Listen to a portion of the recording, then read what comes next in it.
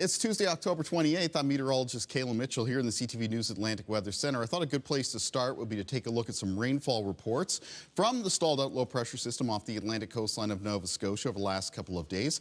Guysborough County in Nova Scotia picking up the most rain, multiple reports of some totals in excess of 90 millimeters. But another good portion of eastern, northern, and central areas of Nova Scotia, as well as a few parts of PEI and a few areas of the southeast New Brunswick picked up some rainfall amounts of between 20 and 40 millimeters of rain. Now that weather system is pulling to the east of us now, so we're left with cloudier conditions, a chance of a couple showers for Nova Scotia, cloudier conditions for PEI, and a mix of sun and cloud for the province of New Brunswick. And as we move into this evening and tonight, generally expecting partly cloudy conditions around the Maritimes. It is going to be a cool to chilly late October night, though.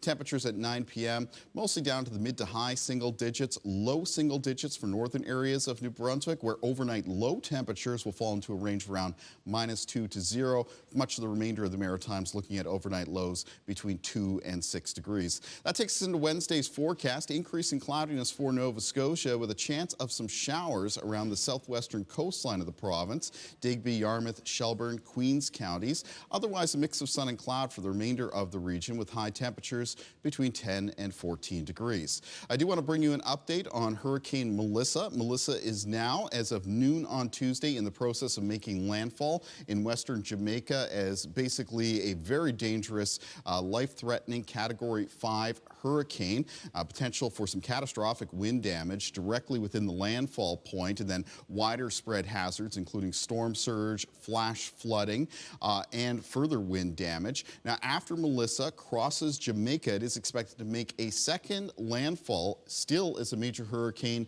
late Tuesday, likely Tuesday night, through eastern areas of Cuba. And eastern Cuba is concerned about the same sort of weather hazards, damaging winds, flash flooding, landslides, and a storm surge. After that, moving through the middle of the week, Melissa is expected to pass through the central Bahamas as a Category 2 hurricane, and then finally by Bermuda as a Category 1 hurricane on Friday, passing to the east of the Maritimes. So while the remnants of that weather system stay east of the region, it is bringing a lot of moisture north with it, and that comes into play for our Halloween Friday forecast, because we have a low pressure system making its way out of the eastern United States. That low is pushing a weather front across the Maritimes. We're already looking at some rainy and gusty weather coming through on Friday, and then there's a potential that that front could actually tap into some of that moisture brought north by Melissa, and that will increase the risk that there could be some downpours here in the Maritimes as well.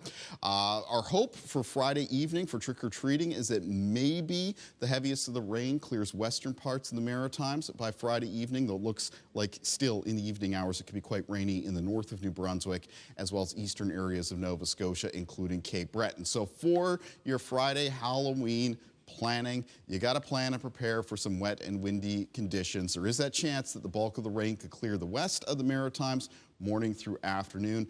There could be some peak wind gusts 40 to 60 kilometers per hour, so keep your Halloween decorations in mind as well. You can find news and weather updates anytime at ctvnewsatlantic.ca.